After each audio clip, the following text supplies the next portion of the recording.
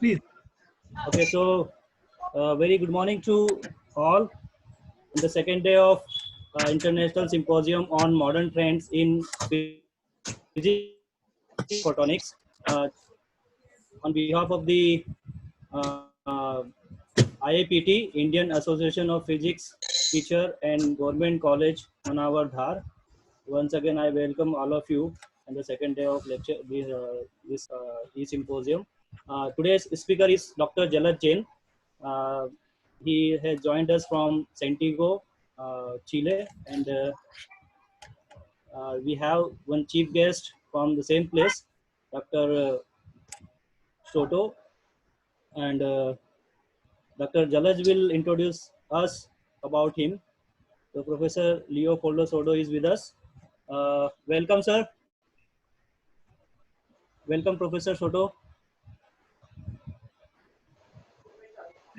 Thank you very much. It's an Okay. honor for Yeah, it's a morning here in India, and it's night at your place.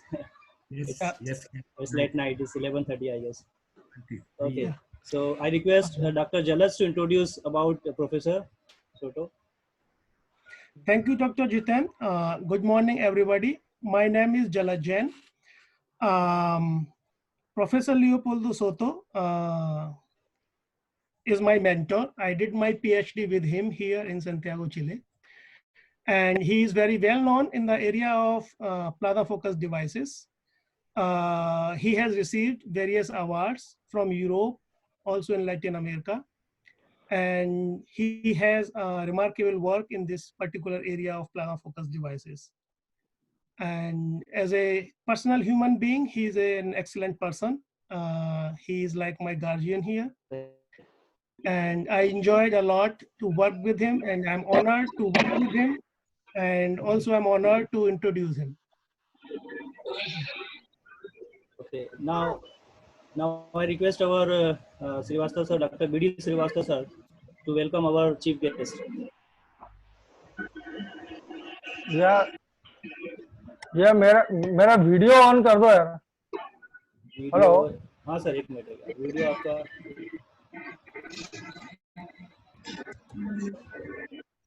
Video उधर से yes allow नहीं कर रहा है। एक minute, हो गया इट्स हो ओके गया, ठीक है, okay okay. Okay thanks doctor Jiten today luckily in India luckily the weather is on our side today. The sun and I are pleased to offer you warm welcome, heartily welcome on behalf of the members of the Government College Manavar and the Indian Association of Physics Teachers. Please join me giving our guest the most cordial welcome of our special guest, guardian and fatherly figure, Professor Leopoldo Soto from Santiago, Chile. He is the mentor of our speaker, Dr. Jalaj Jain, postdoc researchers, Nuclear Energy Commission, Santiago, Chile. Today, his topic is the plasma focus devices, fundamental studies of the application. As you are aware that the world is passing through an unprecedented time. During this nationwide lockdown, while we are practicing social distancing and work from home in an effort to keep everyone safe from COVID-19. Let this situation not impact our moral and productivity. In fact, we as academic leaders should provide constant guidance to our academic fraternity and inspire them to make productive use of this period, which led us to organize this international e-symposium organized by the Department of Physics, Government College, Manavar, and the IAPT. So I welcome our guest of honor, Professor Leopoldo Soto from Santiago, Chile, and the today's speaker, Dr. Jalad Jain, postdoc researcher, Nuclear Energy Commission, Santiago, Chile. Please welcome, and I invite Dr. Jalad Jain to continue his lecture.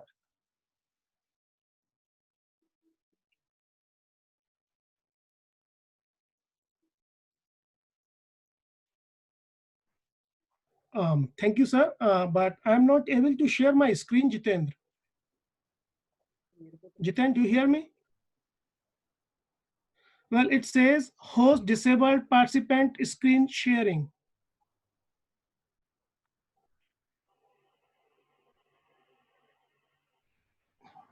Jitendra, your microphone. You will be sharing your screen. Please try now. Bro? Yeah, now I can. Yes, yes, now I can. Yes, yes.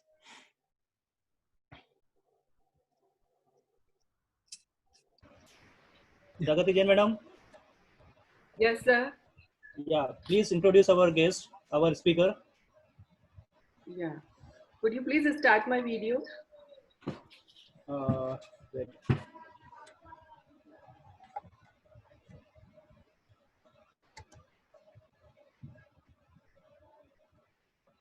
Can you, Dr. Jalas, can you share it later? Yeah, After sure. 1 minute. Yeah. Wait. Yeah. Okay. Thank you, madam.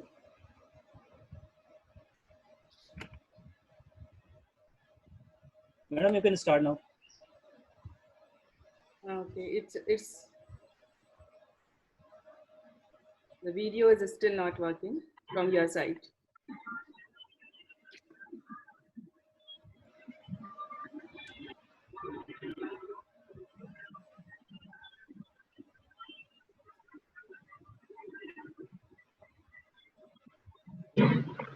Yeah, we can see you now. Yeah, thank you. Yeah, you can start. Yeah, good morning, everyone. Today is the second day of International E-Symposium on Modern Trends in Physics and Biophotonics. We have a very eminent and learned personality with us, that is Dr. Jalad Jain. He is postdoctoral researcher in Nuclear Energy Commission, Santiago, Chile. He was awarded the degree of doctorate in applied sciences by the University of Talca, Chile. And he has done his master's in physics from Devi Ahilya Vishwavidyalaya, Indore. He has been as a senior research fellow in Birla Institute of Technology, Jaipur. Having vast experience in the field of research, he has presented his work in many national and international conferences and seminars. Many research papers have also been published in the journals of well-repute. He has been the recipient of many prestigious awards. We are delighted to have you, dear Dr. Jalad Jain, as a speaker for this session, and we welcome you once again. Before we start the session, I request you all the participants to please put off your audio and video so that we could get proper bandwidth and we could listen Dr. Jain without any disturbance. To proceed further, let me take the pleasure of inviting Dr. Jalad Jain for sharing his valuable knowledge on plasma-focused devices, fundamental studies and applications. So please start the session. Thank you very much, madam. Now I Thank you, Dr. request, I request Dr. Jalad Jain to start his lecture.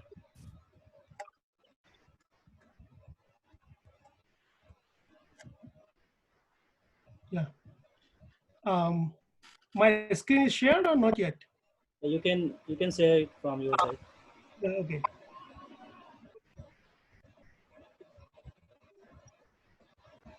Yeah.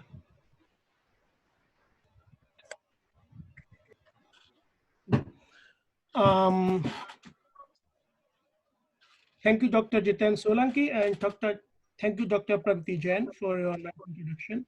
Well, as Dr. Pragati Jain has already introduced me, my name is Jala Jain. I am a postdoctoral researcher at, well, it is Chilean Nuclear Energy Commission. And this is my group. Basically, our group is focused on planar focus devices. And we collaborate for in different areas with different groups. In this presentation, I'm going to talk about a very specific application of planar focus devices, that is the cancer cellular radiation. And for that purpose, we have a collaboration with the group at University of Chile with Faculty of Medicine. Today, I'm going to talk about planar focus devices, fundamental studies and applications. As I already mentioned that the application part is mainly focused on cancer cellular radiation. So let me briefly talk about the motivation behind these studies. So as on our left screen, what we are seeing, a cancer patient is having a radiation therapy. Well, in radiation therapy, the cancerous tumors are exposed to very high doses. And these doses are so high that these cannot be delivered at once.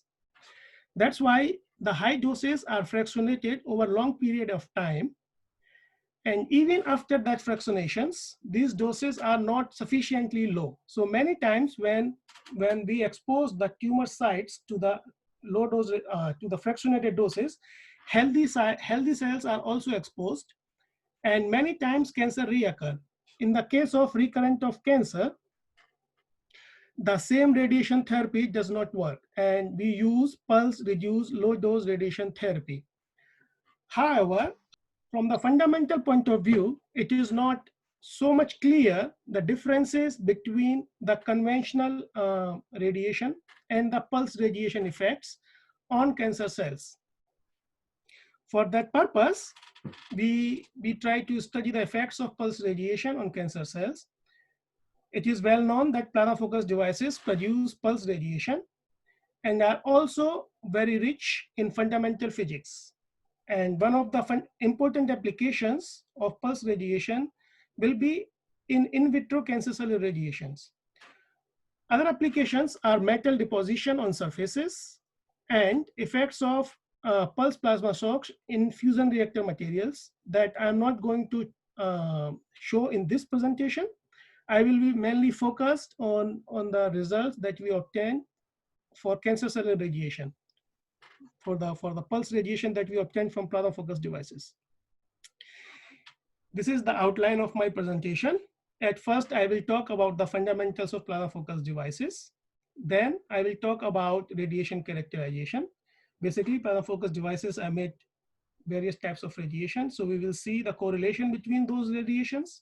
And then, because we are going to use this radiation on cancer cells, so it is highly important to characterize the dose, which is the unit of radiation, to measure the radiation. After those measurements, I shall talk about the cancer cellular radiation by the pulse radiation. And it will include three parts: radiation interaction with cells, and the damage that is produced by the pulse radiation, basically the DNA damage and cell deaths. And then I will compare the results of pulse radiation with conventional radiation. And in the last, I will conclude my work. Here are the fundamentals of planar focus devices. So we have these 3 or 4 words: plasma and planar focus devices. So let me first explain what is plasma. Sorry. And then planar focus devices.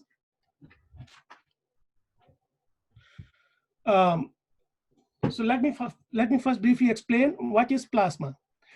As we know that there are 3 states of matter: solid, liquid, and gas. So what happens when we provide heat to the solid, it converts into the liquid. And when we further heat the liquid, it changes into the gas. What will happen? We will further provide energy to the gas. The gas will start to ionize, and eventually it will convert into plasma.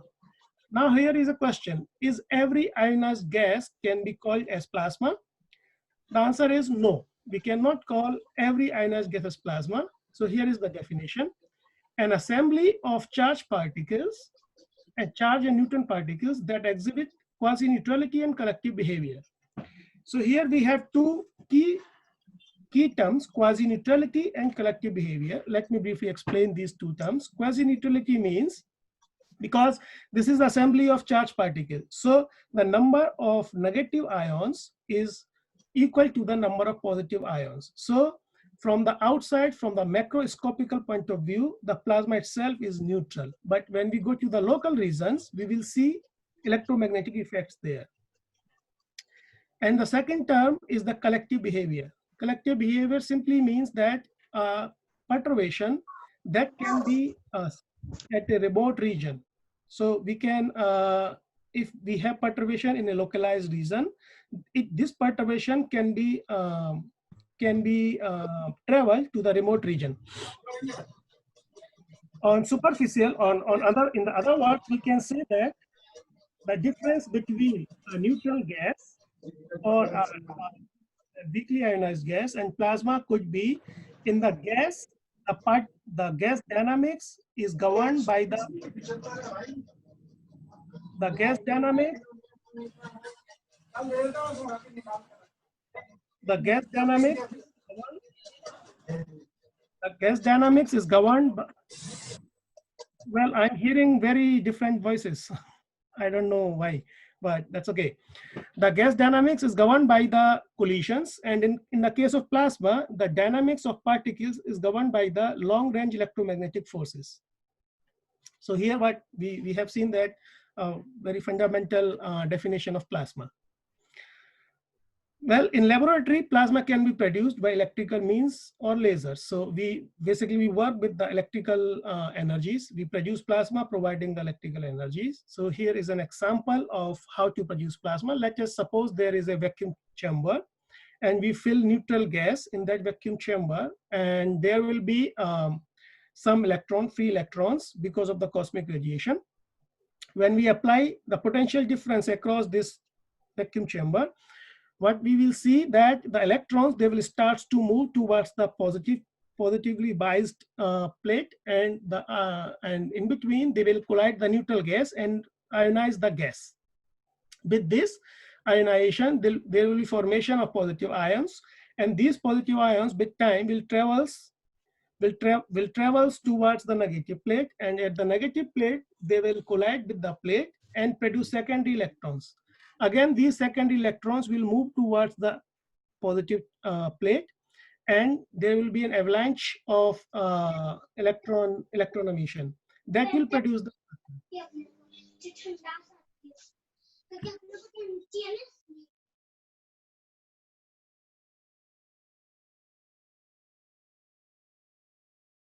Jalal sir, please unmute yourself. By default, you have been muted.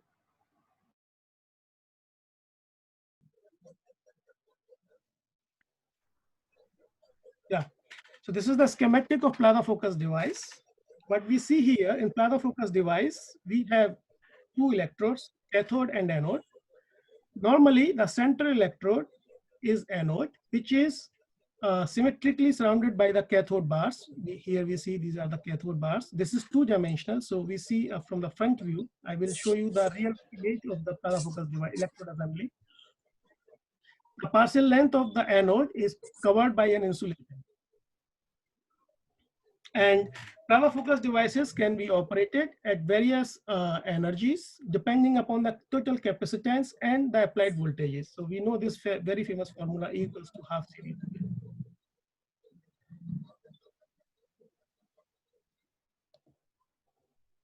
So here is the real image of electrode assembly of plasma focus device PF 400 joule, which is a 100 joule plasma focus device. What we see here, the central electrode, which is anode, is symmetrically surrounded by the cathode bars and partially covered by an insulator. So this is the real image of electrode assembly of plasma focus device. Here is the plasma dynamics under the framework of plasma focus device. Oops. Well, it was a video. I don't know what happens to this video.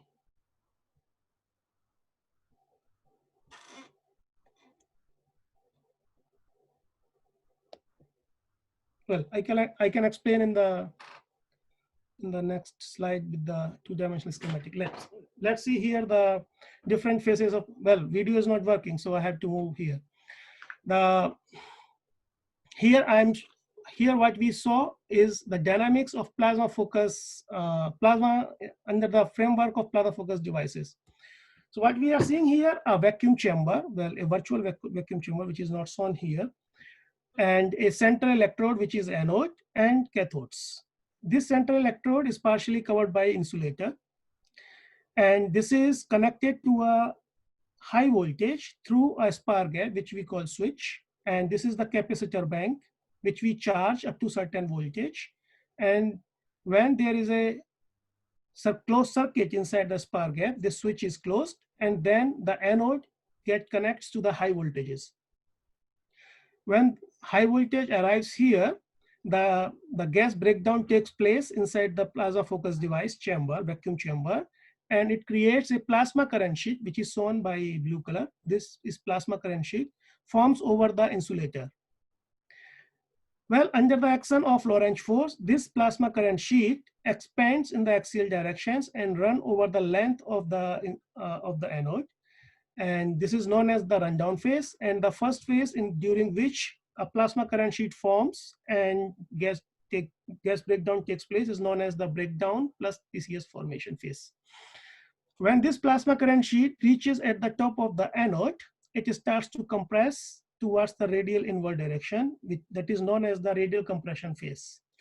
When this plasma current sheet reaches at the axis, it forms a pinch, that is a plasma column, which is known as pinch. Pinch disruptions produce axial shocks and axial jets. So during this pinch, the electrons, they move towards the anode and collide with the bottom of the anode and produce X-rays via Bremsstrahlung mechanism. And if we use deuterium gas, the deuterons ions moves away from the anode and they collide with the background plasma and neutral gas and produce neutrons via beam target nuclear fusion mechanism. Let me see again if this video works.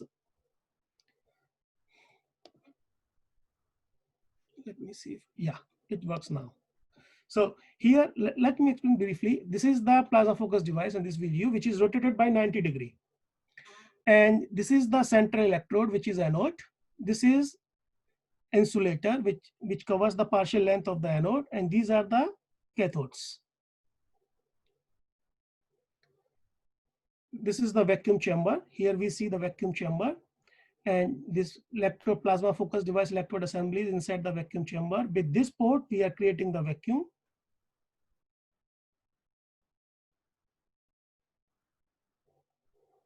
And then feed the working gas. And then we apply the high voltages through a spar gap.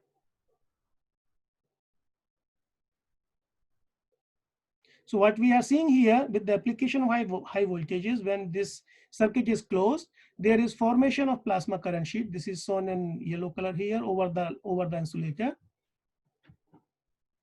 And this plasma current sheet runs over the length of the anode. This is acceleration phase, which is shown here. And when it reaches at the top of the anode, it produces compression and produce electron beams that move towards the anode bottom of the anode and produce X-rays, that is electromagnetic radiation via Bremsstrahlung, and ion beams. These ion beams produce neutrons via beam target nuclear fusion mechanism. Later, disruption produced the axial plasma shocks. So this was the dynamics of the plasma. This was the plasma dynamics under the framework of plasma focus device. Here are the electrical connections that we used in PF400 joule device. That is a 100 joule plasma focus device. Basically, we use a voltage divider and we monitored, we mounted it at the anode to monitor the voltage traces, and we mounted a Rogowski coil around the cathode to monitor the current derivative signals on the cathode. Now I will briefly explain about the analysis of electrical signals that we obtained from the voltage divider and Rogowski coils.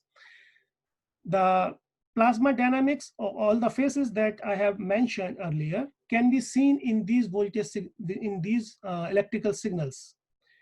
And these electrical signals can be used further to estimate the plasma inductance, and we can use these electrical signals to optimize the plasma focus device for a particular condition, as we will see in the future slides. So here what we are seeing on the left-hand side are the typical voltage signal, which is black curve here. This is the voltage signal, and current derivative signal, which is the blue curve here. What we see in voltage signal is that the voltage at the anode, remember that we are monitoring voltage at the anode. So voltage at the anode at first rises, and after that it had a sharp fall. This sharp fall means that the gas breakdown is taking place. So when gas breakdown takes place, the voltage fall. After that, we see the di by dt signal, the current derivative signals reaches its maximum value. At that time, the plasma current sheet forms over the insulator during this time, and the circuit is completely closed. So there is a connection between anode and cathode. So this circuit is closed at this point. Under the action of Lorentz force, the plasma current sheet runs over the length of the anode that we can see here. And from the point where the di-dt curve changes its slope, the compression starts. So we can see from here, the compression starts. And then we see a sharp fall in the di by dt signal and the current derivative signal, and a sharp rise in the voltage signal.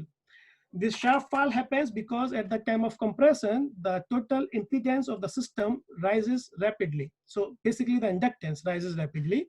And because of that, the voltage signal rises and the current derivative signal drops at this point. So we can see all these signatures of plasma focus dynamics, plasma dynamics in the electrical signals that we obtain in these discharges. Here again, we have to operate the plasma focus devices at various pressure in order to optimize, in order to find the best pressure. So for that, here I show only 3 pressures, and here we have some interesting results. Let's begin with 5 millivar. At 5 millivar, what we see, the black curve, which is voltage, and the blue curve, that is the current. We obtain the current by integrating numerically the current derivative signals. So what we are seeing here at 5 millivar, the voltage width is higher. At 8 millivar is relatively narrower, and it is most narrower at 20 millivar. But at 20 millivar, we don't have any pinch. We don't have any spike in the voltage signals. So what we can, how we interpret these results is as follows. At lower pressure, the electron mean free path will be larger, so breakdown will take longer time. That's why we have a larger width at the initial point of voltages. And we see that the spike in the voltage signal are larger at 8 millivar. So it gives us some signals that at 8 millivar will be the pressure of the good pinch in the PF 400 joule. For further analysis, we estimated the induced voltage at the time of pinch using formulas, and we use this reference to estimate the plasma inductance and voltage induced at the time of pinch. And we plot these induced voltages, which is the first plot here, the black dots, the black points, which are the induced voltage at the time of pinch. And these are the recorded voltage, which are shown in the blue color, that we recorded using the voltage divider at the anode. So we see these two plots, these two graphs shows a maximum value in pressure range 8 to 9 millivar.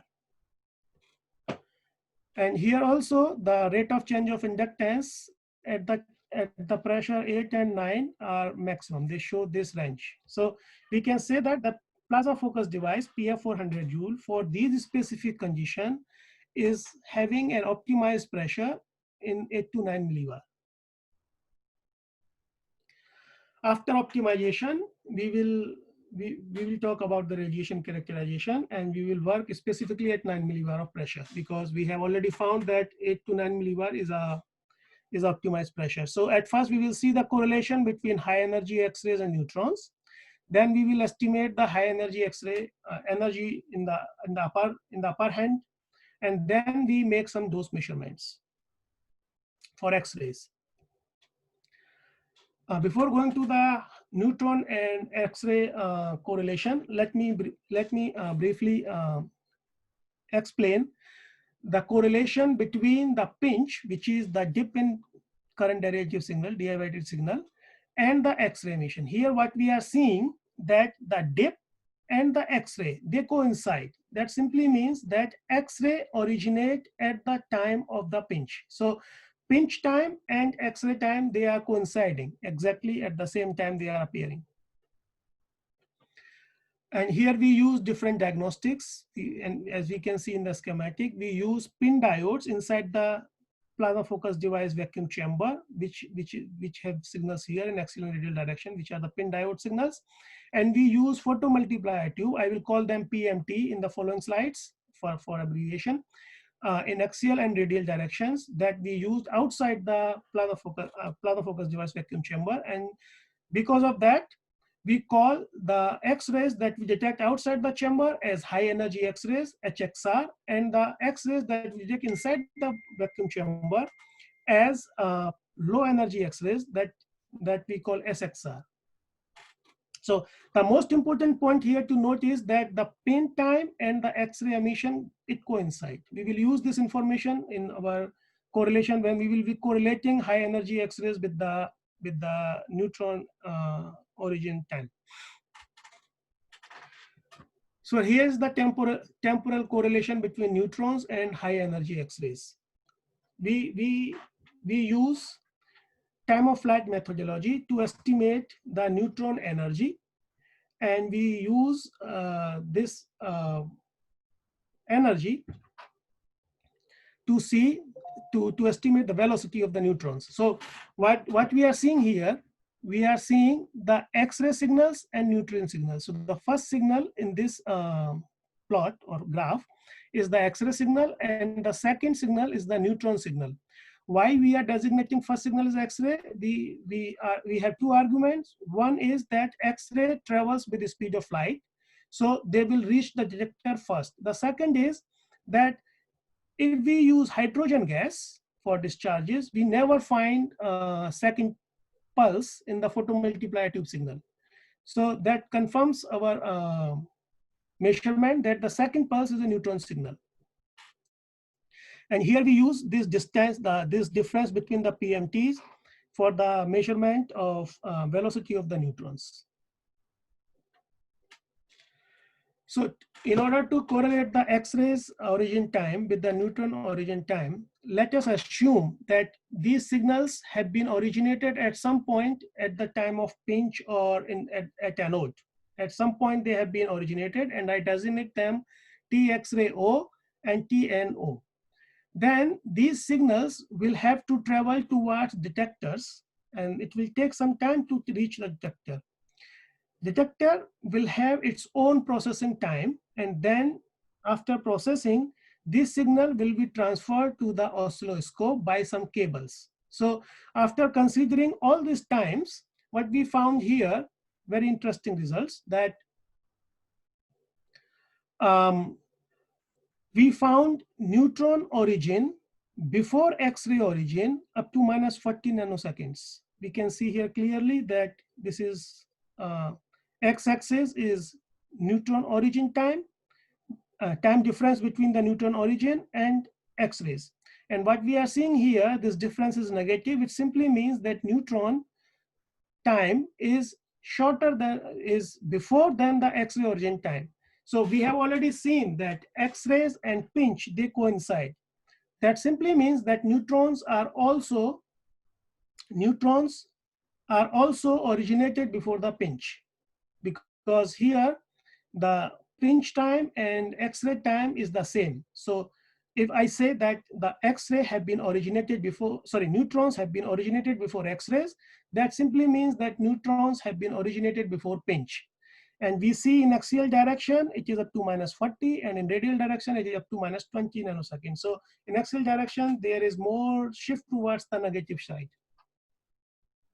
And we have already seen that in the video, that at the time of pinch, there is formation of beams, and those beams collide with the plasma, and that generate the neutrons by a beam target nuclear fusion mechanism. Here the question is, if the neutrons are produced before pinch, then what mechanisms are involved to produce these neutrons? And we will see in the coming slides. But before that, let me show you some trend of kinetic energy with this time difference. So what we see here in the axial direction, in radial direction, the kinetic energy of the neutrons increases with the increment in this time difference. So if I say 0 is my pinch time, before pinch, the neutron's energy is lower, and after pinch, the neutron energy is larger. And it is the same trend in radial direction also. So in order to explain this observation, we hypothesize that the neutrons are not only originating at the time of pinch, but also when plasma current sheet compress, the deuterons, they get accelerated by multiple forth and back reflections. So as the plasma current sheet is shrinking, the deuterons in between, they are reflecting forth and back. And because of this reflection, they are gaining energy. And when they collide, they produce neutrons via collision, via fusion mechanism. And why it is lower at this point, at the initial point of the compression? Because at initial point, the reflection will be lower. So more reflections, more energy gain, more reflections, more energy gain. And because of that, we see here that with the time difference, as it compress, energy rise. And at the time of pinch, there are multiple instabilities, generation of induced electromagnetic forces. They also accelerate provide the energy to the deuterons, and that's why they gain energy from those fields. However, we have to give some experimental evidences of that. Until now, this is just our hypothesis. We have to prove that hypothesis by some experimental means. And this work have been published in Laser and Particle Beams. And next, we estimated the X-rays energies in high energy zone. That means we simply wanted to know how much energy electron can have, and what will be the maximum energy of X-ray emitted from plasma focus devices. So for that purpose, what we did, we use a shielding method, and we measure the linear attenuation coefficient of lead. For that purpose, we used two pairs of photomultiplier tubes. One was in axial direction, and in another pair was kept in radial direction at the same distance. And one of the PMT in both pairs was shielded by a lead piece. With that information, we estimated the linear attenuation coefficient mu, and we know that in NIST database, there is a data with linear attenuation coefficient and energy of the X-rays. And with that, we interpolated the energies of our for our estimated linear attenuation coefficient. So what we see here in axial direction, the energy ranges from 0.8 to 0.5 MeV, and in radial direction is 0.9 to 0.3 MeV. So we have photons that is from 300 to 900 keV in both directions. Later what we did, we kept a lead piece inside the anode, because we know the radiation emission increase with the high jet target material. And what we see here, we follow the same procedure, and what we see here, that the energy, the number of shot in total 100 discharges. The previous was also with total 100 discharges, and this is also with total 100 discharges. The number of X-ray pulses per 100 discharges increase in the case when we insert the lead piece. However, it does not change the energy range. The energy range is more or less the same. And for that observation, we tried to explain if we can have such electron energy in our device that can produce such energetic photons via Bremsstrahlung mechanism. So we used a magnetohydrodynamics model using generalized Ohm's law. And we hypothesized that this compression plasma current sheet is a conducting fluid which is moving inwards. And we solved these equations. With this equation, we can estimate the resultant electric field in the pinch boundary. And what we see at the pinch boundary, the resultant electric field has values of the order of gigavolt per meter, and pinch dimensions in the axial direction are of the order of millimeters. So if we convert these values of electric field from gigavolt per meter to megavolt per millimeter, we will obtain the electron energy of the order of X-rays energy that we obtained in our results, about 1 MeV. So we have that much of electric field that can accelerate the electron to such high energies, which is very interesting to study from the point of view very many space plasma phenomena or astrophysical plasma phenomena. So this device is wonderful for these studies also. This is very rich in fundamental physics. And these results that we obtained here have been published in Results in Physics journal.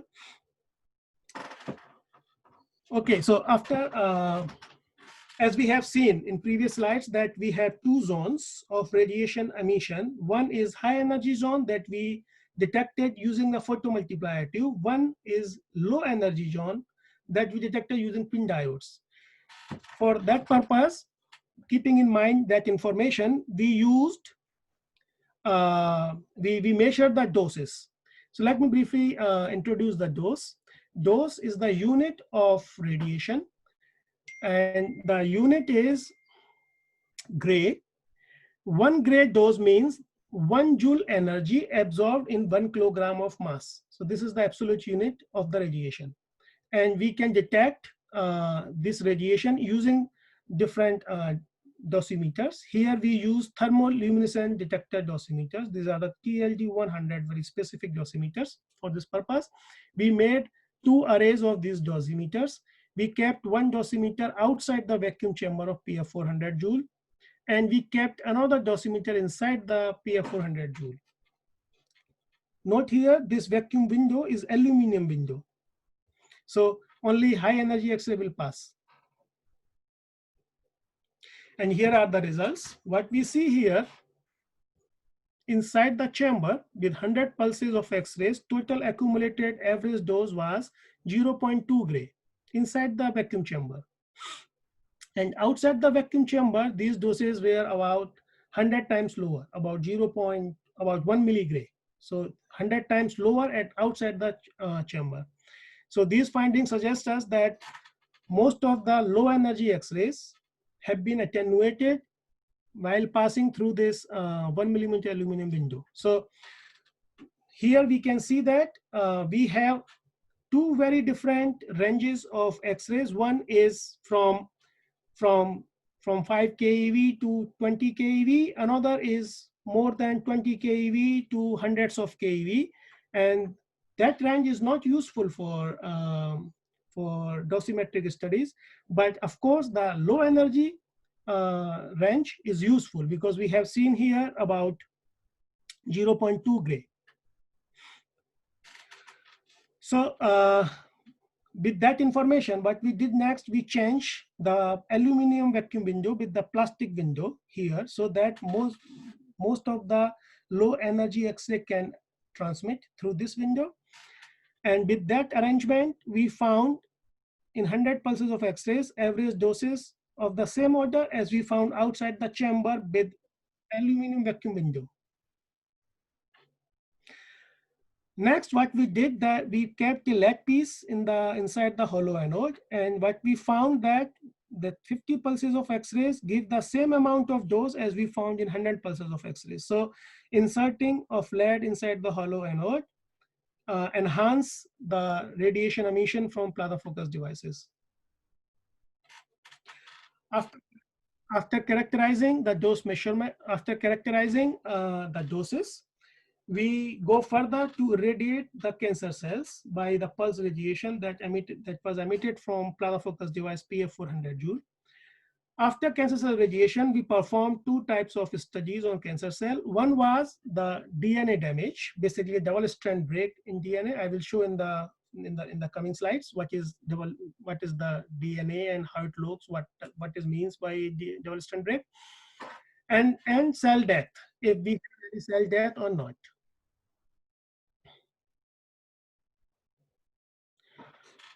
So before going to the experimental setup and all, let me briefly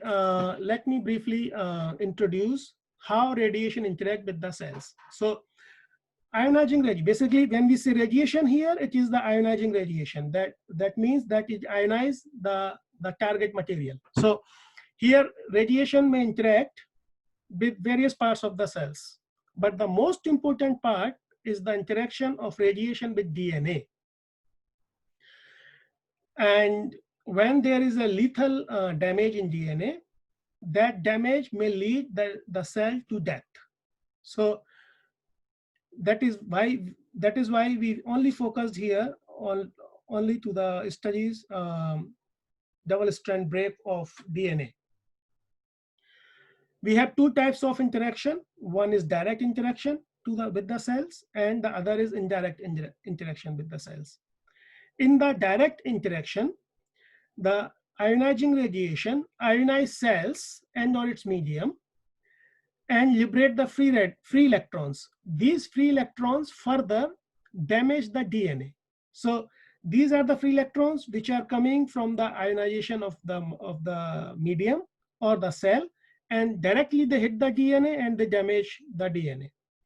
In the indirect interaction, these free electrons, which are liberated by the ionization, are captured by the other compound and produce free radicals.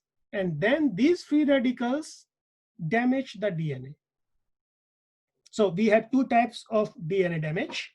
One is single strand break, another is double strand break. So for that, let's see this image. That's this picture. In this picture, what we are seeing, a helical structure of two helix, which are intermingled in between them. And here, if a single helical structure break at a single point, that is known as single strand break. But both of the strands break at the same point, it is called double strand break. And double strand break, as I have already mentioned, is lethal. It may repair, but if it is not repaired, the consequences will be the cell death. Okay, here is the experimental setup that we use to radiate the cancer cells by neutrons and X-rays. So in the case of neutrons, we used aluminum window because when we use deuterium gas, X-rays are also emitted. So we want to discard any possibility that X-ray interact with the cells because we want to study only the neutron interaction with the cells. So this is the only neutron interaction with the cells because we have already seen that the doses outside the vacuum chamber when we use 1 millimeter aluminum window are very low. They have no effect on cells. So here, these are the only neutrons which are interacting with the cells. In the case of X-rays, we used plastic window, and we used a lead piece inside the hollow anode. What we see here, this is the typical Petri dish in which we culture the cells. So in these three partitions, we have cell culture, we see here, and these are the dosimeters to monitor the X-ray doses in real time. And we use 50 pulses of X-rays that yield about 0.1 gray. We use colon cancer cells. The name is DLD1. In the case of neutrons, we can estimate, we did not measure the doses directly, but we can estimate using the fluence of the neutrons at the place of the Petri dish and the energy of the neutrons.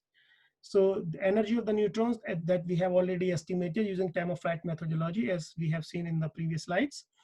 And this is the fluence of the neutrons that we estimated with this work. This is the work from our group also in the same device. So we use the same result here. And we found that the dose in 50 pulses is about 3.5 microgray. So please note here that the doses in the case of neutrons are 10,000 times smaller than the doses that we have in the case of X-rays. It is ultra low dose. Here are the methods to prepare the cell cultures. We prepare two sets of cell culture. One was mock control that was not irradiated and used as a reference cell culture. So we follow the same path. These cell cultures follow the same path, took the same path, but we did not irradiate these cell cultures. The other cell culture was prepared for irradiation. We use gamma H2AX protein, which is a biomarker that detects the double strand break. And later, we quantified that double strand break.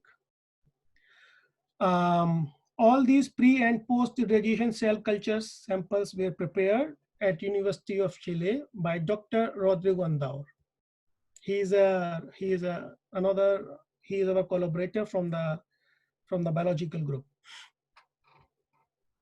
Here are the results of DNA damage. What we are seeing here, these images are the cells, basically the nuclei of the cells. And we see these white spots. We see very bright spots in these cells are the foci of gamma H2AX protein that start to accumulate in the vicinity of the double strand break. So we count these foci, and by counting them, we quantify them.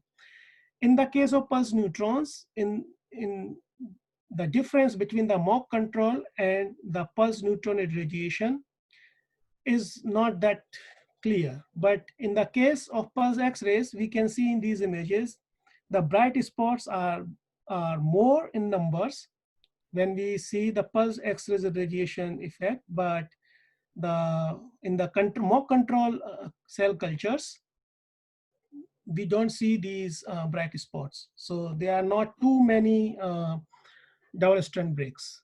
Here are the quantifications. In the case of neutron irradiation, pulse neutron, what we see here, this is the normalized plot. So all the mock control are 1, and then we compare the irradiated samples with respect to the mock control. So what we see here, at 30 minutes, we see no double strand break.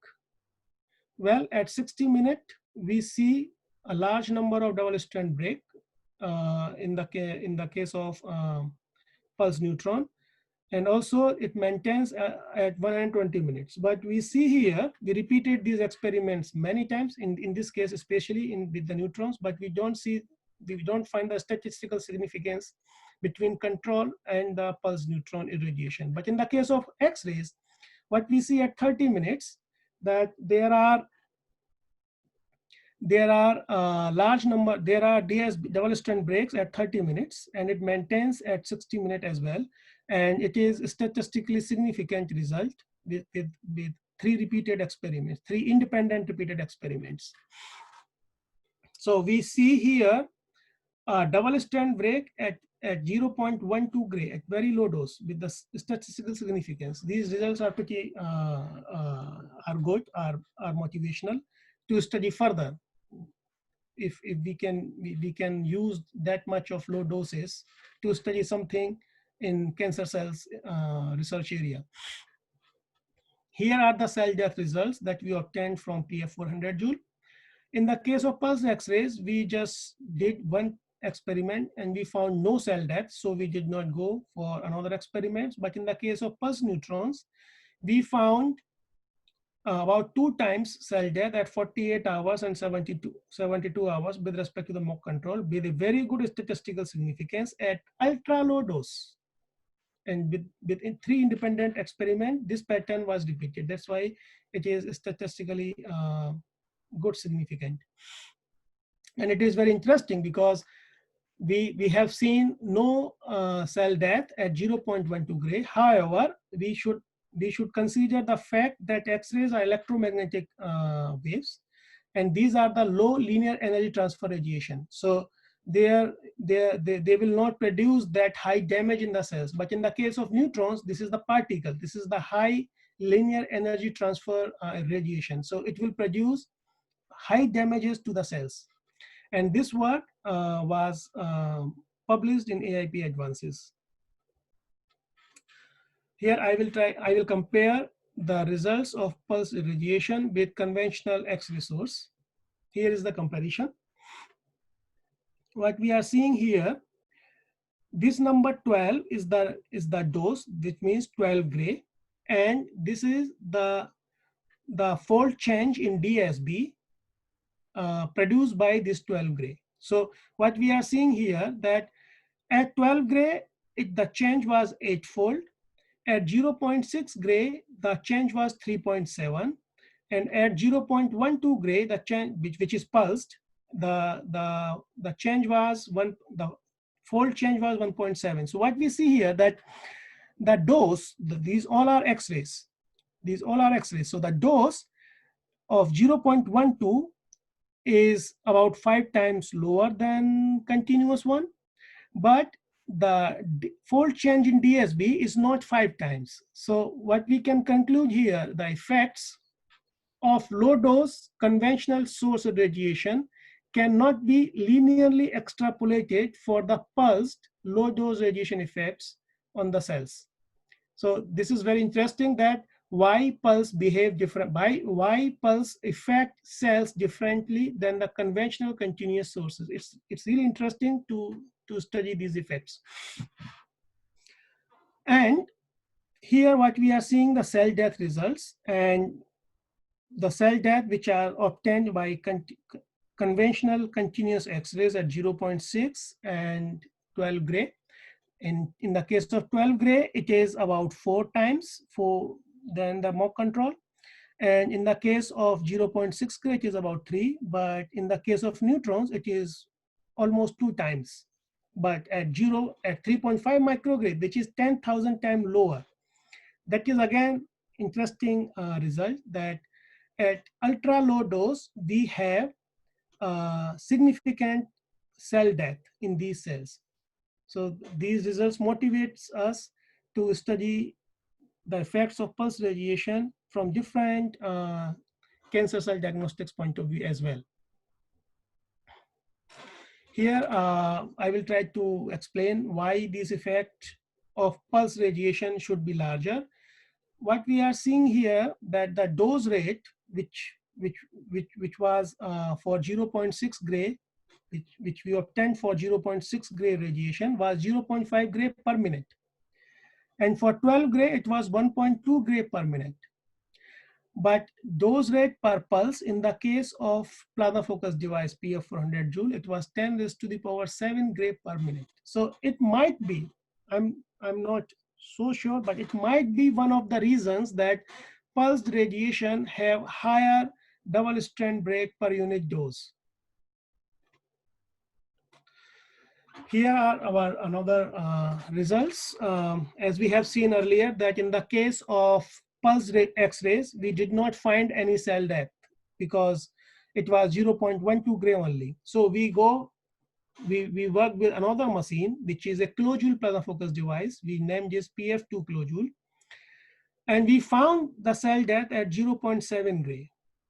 So to compare with the conventional source, we did the same biological experiment with conventional source. And what we found here, these results are from the conventional source, and these results are from the pulse X-rays that are emitted from plasma focus device PF2 kilojoule. So what we are seeing here, at 0.7 gray, the cell death at 48 hours is higher in the case of pulse radiation than the cell death in the case of conventional radiation. We see here that this is less than 2, pretty less than 2, and this is higher than 2, almost 2.5, this is 1.5. So again, these are interesting results that motivates us to study these effects on cancer cells further, because we see a clearly distinct behavior here under the effect of pulse radiation. So the whole idea was, initially whole idea was that the fractionation of radiation is not so useful. Sometimes it's toxic, and if we can have any other alternative of that fractionation, maybe the pulse. But before saying that, we have to do a lot of research and fundamental studies in this area. Here are my conclusions. Current and voltage signals obtained from PF 400 Joule experiments were analyzed. The maximum value of induced voltage at the time of pinch was observed in the pressure range of 8 to 9 millibar. Time history analysis was performed to correlate neutron and high energy X-rays origin time. It was found that most of the neutrons originated before pinch in the axial direction and after HXR in radial direction. Neutron energies increase from compression to post-pinch phases. Presence of high energy photons in X-ray pulses was identified. It was found that insertion of lead piece inside the hollow anode increased the X-ray emission per 100 discharges, but does not change the X-rays energies significantly. Those measurements were performed inside and outside the PF 400 Joule vacuum chamber simultaneously. Those inside the vacuum chamber was about 0.2 gray, and outside the vacuum chamber it was about 1 milligray. Use of plastic vacuum window with insertion of lead inside the hollow anode provided about 0.12 gray dose that we obtained with 50 pulses of X-rays outside the vacuum chamber. With this information, the colorectal cancer cells DLG1 were irradiated in vitro by 50 pulses of X-rays and neutrons. DNA damage was observed at 30 minutes after irradiation in the case of X-rays. However, cell death was not observed. Pulse neutron provided cell death at ultra low doses. Large cell deaths, then conventional X-ray radiation are observed in the case of pulse X-rays radiation at 0.7 gray that we obtained from a kilojoule plasma focus device, PF2 kilojoule. Here are some relevant papers of our group which are relevant to this presentation that I recently talked about. I would like to acknowledge Department of Nuclear Science, former Thermonuclear Department, Dosimetry Department of Chilean Nuclear Energy Commission, Chile, Department of Applied Sciences, University of Talca, from where I did the PhD. I did PhD in both places, in Department of Nuclear Sciences at CCHEN and Department of Applied Sciences, University of Talca. Faculty of Medicine, University of Chile, Fondesit postdoctoral grant, and a NEO grant, and for Fondesit regular project grant. Thank you very much for your kind attention.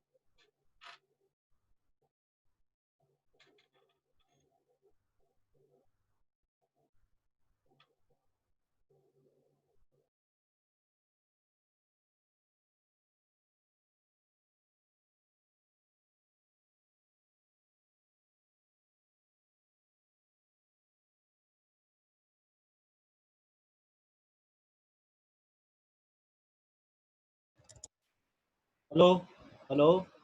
Can you hear me? Okay. Thank you very much, Dr. Jalas, for delivering excellent talk. Can you hear me?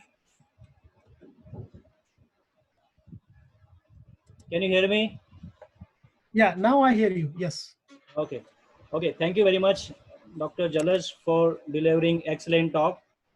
Your insights will definitely help us to understand about the plasma focused devices, fundamental studies, and in applications. I hope participant will be benefited with this lecture. It was definitely a knowledgeable and informative lecture. Now participants may ask question. I request participant to ask question. Please, if any of you have any questions, please.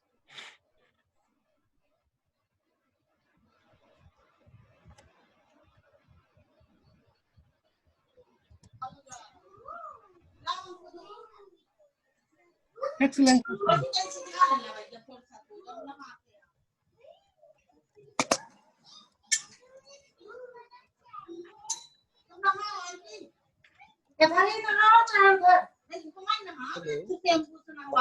Is there any question? Hello. Sir, can you please explain the pinch effect again? Is there any question from participant side? Sir, may you please explain the pinch effect, sir, once again? Pinch effect in plasma. Pinch Okay. off. There is one question about pinch Hello? effect. Pinch effect, yes, sir. Pinch effect. Yeah, sure. Yeah, sure. Hello. Yeah, sure. Hello, sir. Yeah, I'm going to explain that. Let me go to the slide. Yeah.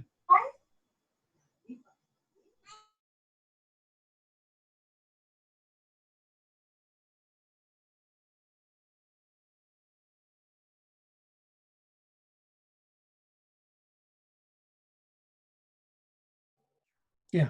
You hear me? Yeah. Okay. So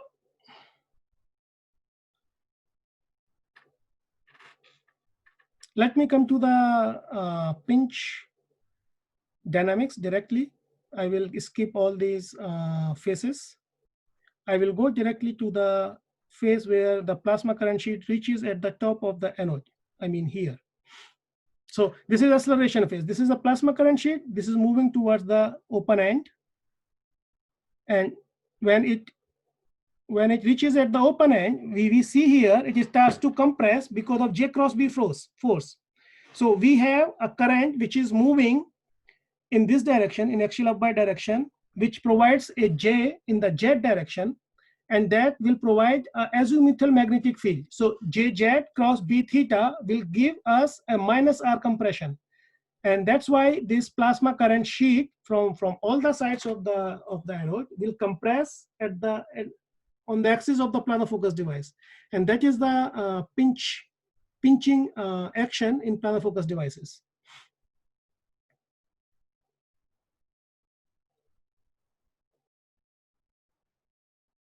Hello?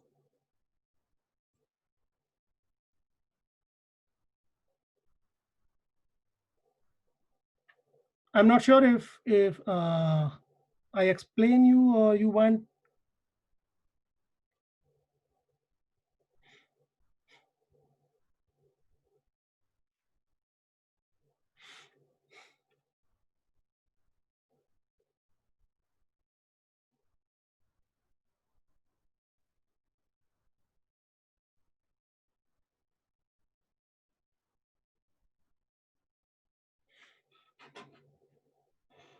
Jiten?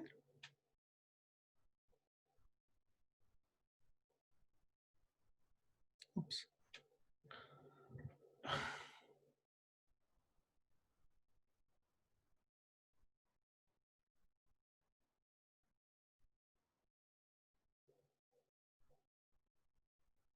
Hello?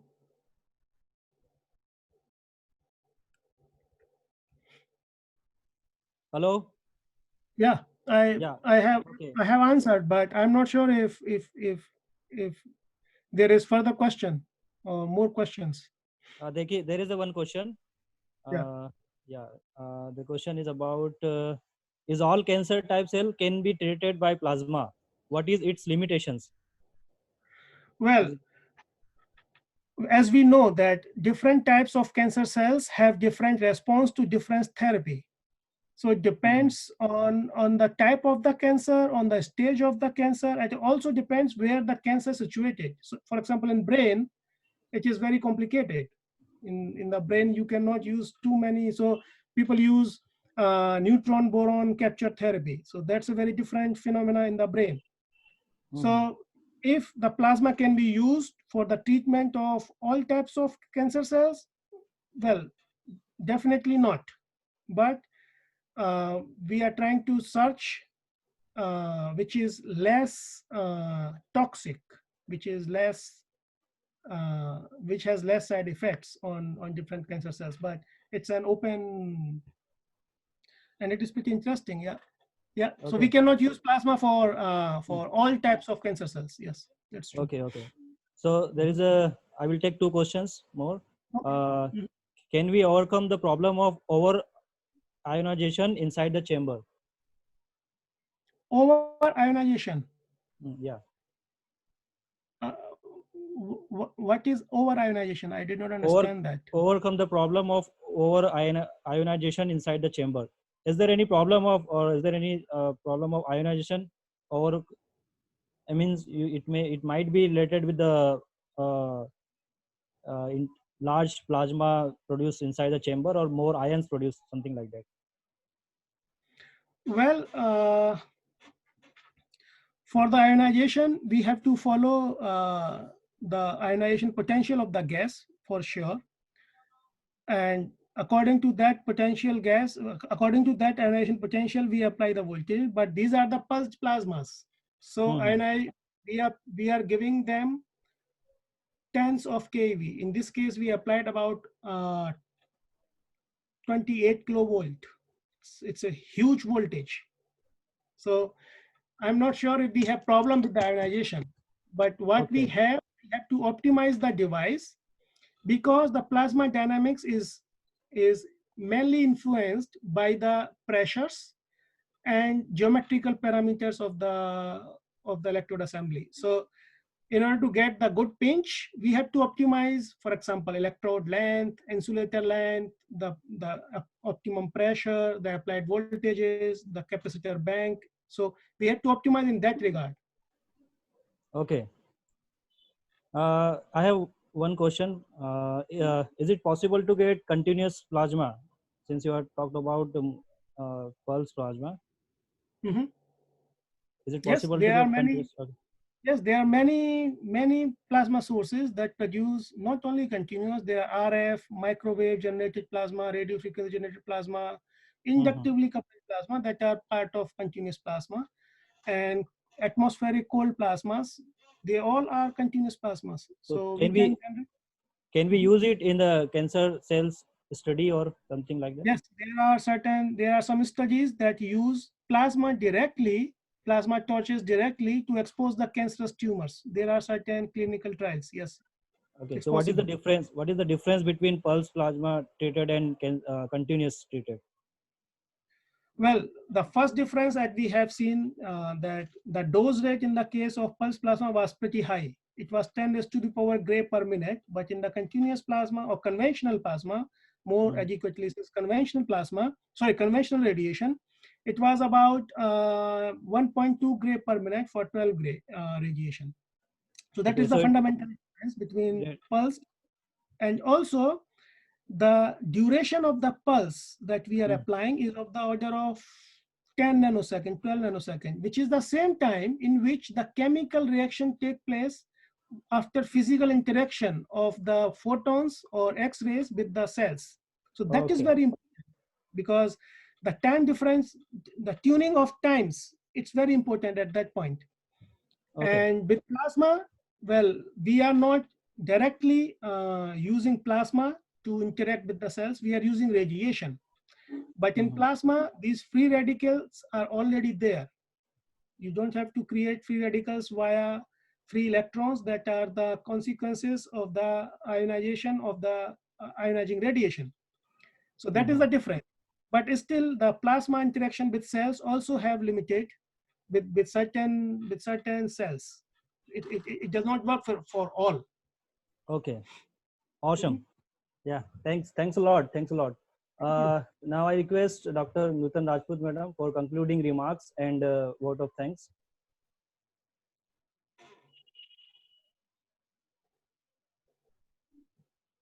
Is Professor Soto is also there?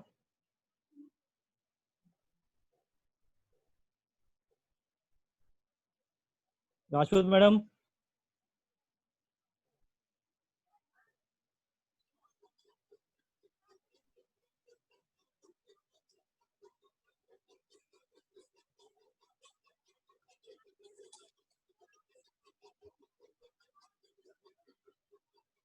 Dr. Rajput Madam.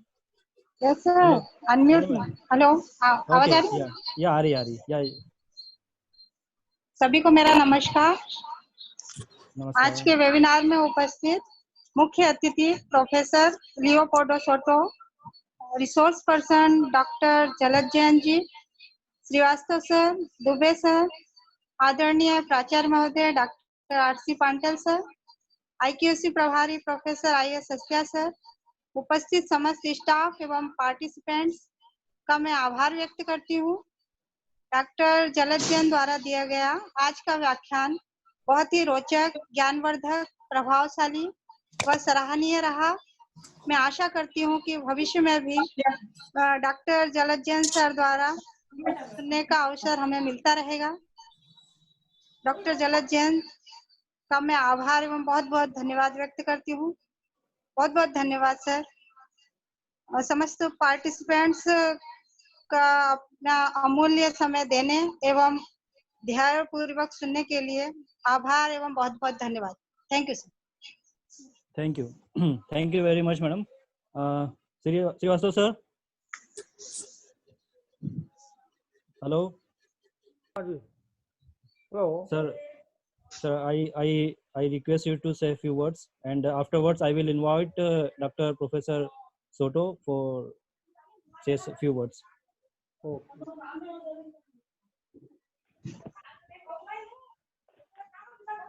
Thank you very much. For me, it's an honor to work with Dr. Jalaj Jain. He was my student, and now he's a very strong collaborator in our group. And in our group, we have another citizen from India, Dr. Biswajit Bora. I reading here in the chat that there is people interested in a study, for example, in some place in Chile.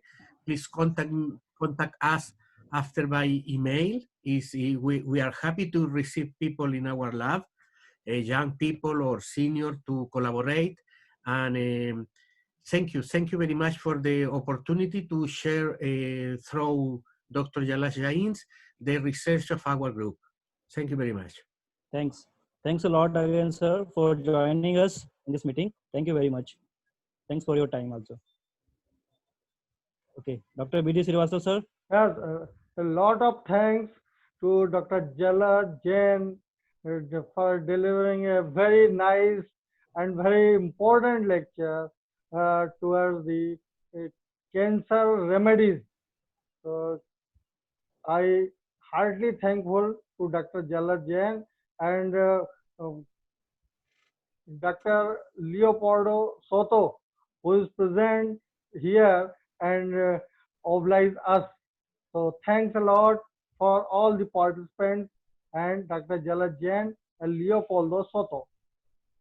Thank you. Thanks again from our side. Thanks again, Dr. Leopoldo Soto and Dr. Jalaj Jain. Thank you. Thank you. Thank you very much. Thanks.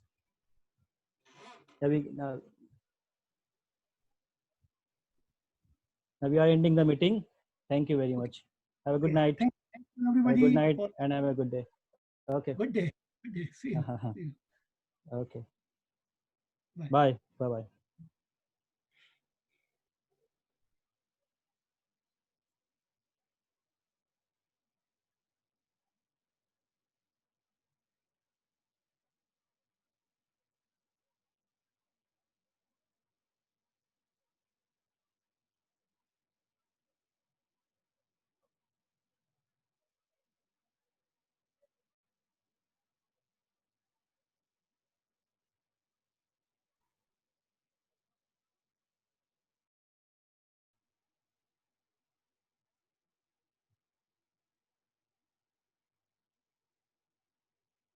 You cannot start your video because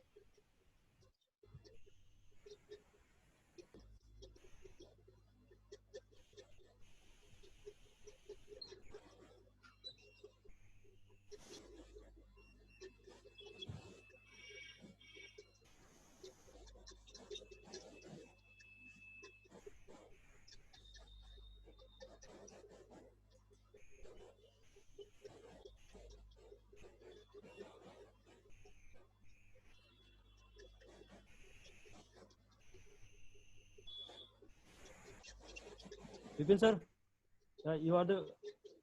Sir. You can leave meeting for all, and Sunny sir, you can end this meeting also. Okay, sir. Okay.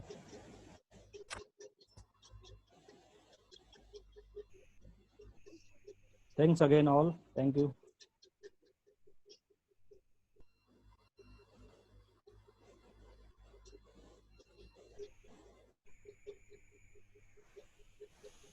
Meeting and कर दीजिए उधर से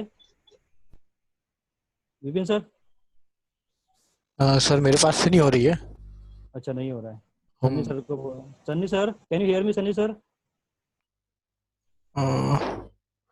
unmute करना पड़ेगा उनको। Available है क्या?